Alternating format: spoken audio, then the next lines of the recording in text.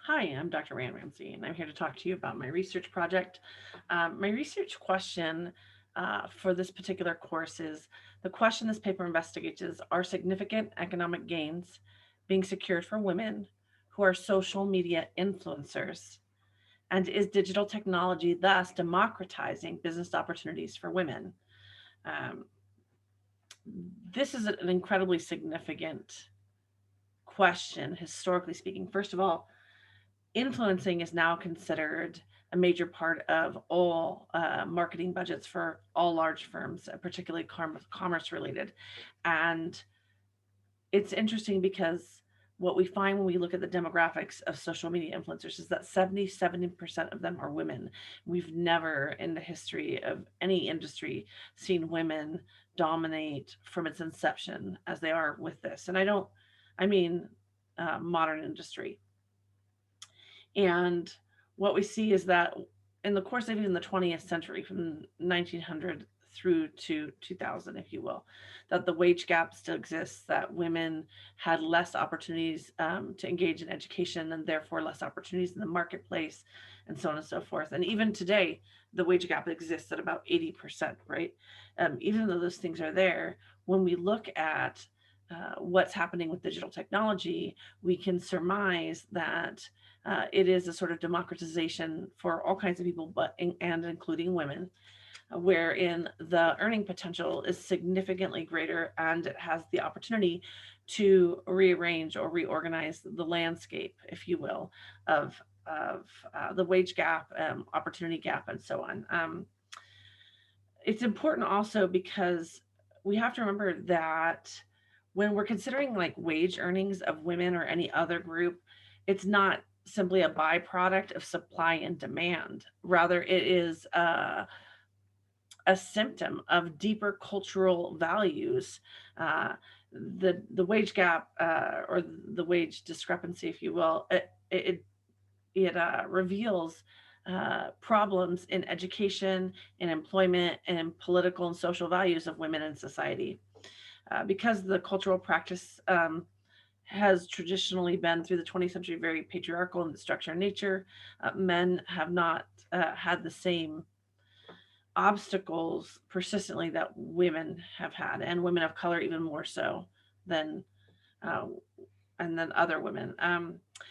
In terms of our key primary sources for this particular project, labor statistics were the most important primary source documents. Census data was hugely important. Income and revenue projections, earnings, and comparisons were also very helpful. And then, quite honestly, when it came to, for example, entrepreneurship, that element of the research, industry changes, the idea of influencing the interviews, the lived researcher interviews were critical. The findings yielded exactly what the project expected to yield, which is um, that there are some major shifts happening in the industry. So I'll say this: when we look at, for example, reconsidering Gabriel Coco's A Half Century Perspective, there's a criticism about capitalism that there's this idea of a right to compete, and that um, capitalism really isn't supposed to be about a winner takes all mindset. But sometimes, particularly we move into monopolistic forms of business, we see that.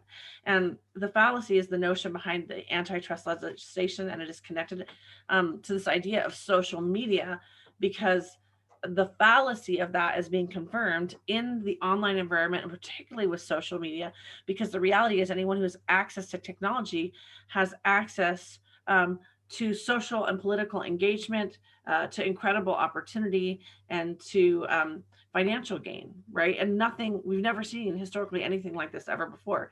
So these things are historically significant.